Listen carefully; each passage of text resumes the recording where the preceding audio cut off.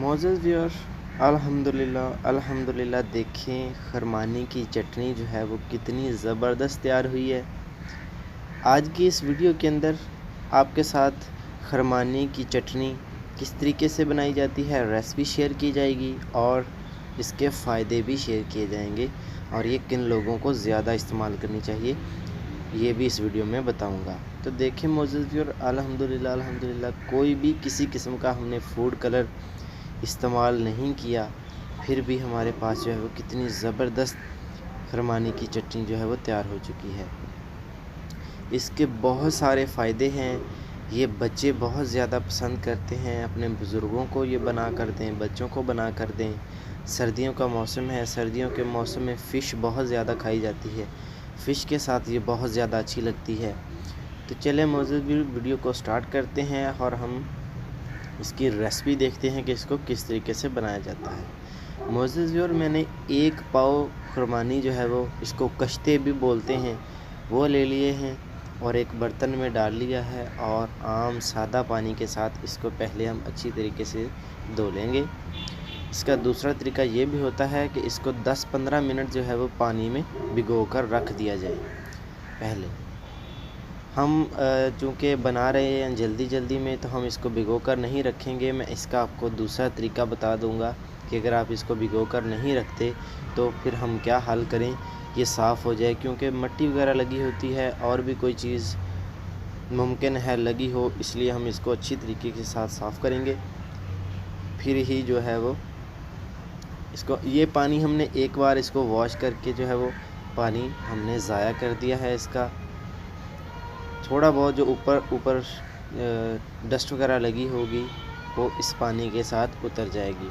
अभी हम इसको दोबारा से पैन में डालेंगे और दोबारा से इसमें पानी डाल देंगे और आग पर रख देंगे। बहुत ही आसान है बनाना, कोई भी ज़्यादा मुश्किल काम नहीं है।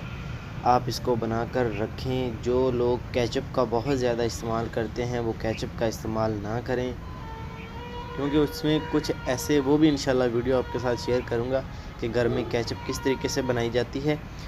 उसमें कुछ ऐसे अज्जा होते हैं जो सेहत के लिए नुकसानदेह हो सकते हैं, बच्चों के लिए ख़ास कर। तो ये जो खरमानी की चटनी है वो केचप की जगह पर घर में इस्तेमाल हो जाती है। तो ज़रूरी है कि आप इसको बनाकर घर में रख लें ताकि किसी किस्म का नुकसान भी ना हो आपके बच्चों की सेहत को और आपको। देखिए जी, हमने चूल्हे पर रख दिया है इसको। अभी हम इसको हल्का सा उबाल देंगे और दोबारा से इसका पानी जो है वो ज़ाया कर देंगे। देखें मौजूद भी पानी गर्म हो चुका है। ज़्यादा हम इसको उबालेंगे नहीं देर तक, सिर्फ़ और सिर्फ एक बार हमने पानी जो है वो गर्म करना है और इस पानी को हमने ज़ाया कर देना है। जैसा कि मैंने वीडियो के पहले शुरू में बताया कि अगर आप 10-15 मिनट पहले इसको भिगो दें तो फिर हमने ये अमल इसका नहीं करना। अगर आप इसको अर्जेंटली ही बना रहे हों तो आपने इस तरह करना है कि पानी में डालकर एक बार वॉश कर लेनी है, एक बार हल्का सा गर्म पानी करके वो भी पानी हम निकाल देंगे इसका। अभी बिल्कुल साफ़ हो चुकी है। जो भी इसमें डस्ट वगैरह लगी होगी या जो कोई चीज़ें भी लगी होंगी वो हमने अल्हम्दुलिल्लाह साफ़ कर दी हैं। मोज़्ज़ज़ दोबारा से डालेंगे पैन में। देखें अभी देखने में कितनी माशाल्लाह से साफ़ हो चुकी है। यही तरीका हमने करना है, चूँकि ये ऐसी चीज़ होती है इसको मिट्टी वगैरह जो है वो बहुत ज़्यादा लगी होती है। जो बहुत ज़्यादा काले हो चुके हों दाने वो पहले से ही निकाल दें, क्योंकि वो हमारी चटनी का रंग भी ख़राब करेंगे और जायका भी ख़राब करेंगे। वो उसको निकाल कर बाहर फेंक दें। दोबारा से हमने पानी इतना लेना है, 1 पाव खुरमानी है, पानी मैंने इतना लिया है जिसमें सिर्फ़ और सिर्फ खुरमानी जो है वो डिप हो चुकी है।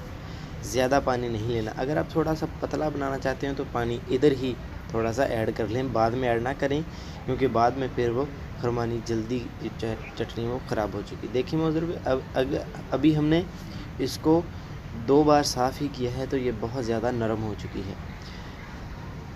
अभी हमने पानी दोबारा से डालकर जो है वो ऊपर रख दिया है। अभी इसको उबाल आना शुरू हो चुका है और आपने इसको कवर करके नहीं बनाना, ऊपर से खुला छोड़ के ही नीचे आग जलाएं।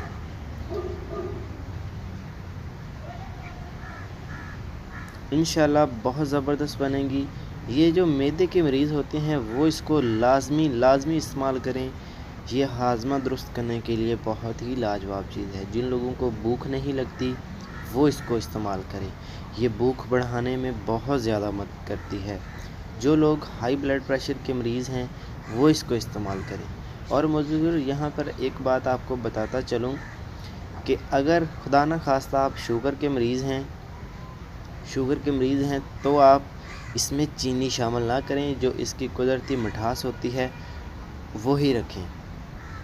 मैं तो इसमें चीनी शामिल करूँगा। मैं इसलिए बता रहा हूँ कि बहुत सारे जो लोग हैं खुदा न खास्ता वो शुगर का शिकार हो जाते हैं, तो उनके लिए चीनी शामिल ना करें। उनके लिए ये कुदरती मिठास ही काफ़ी है।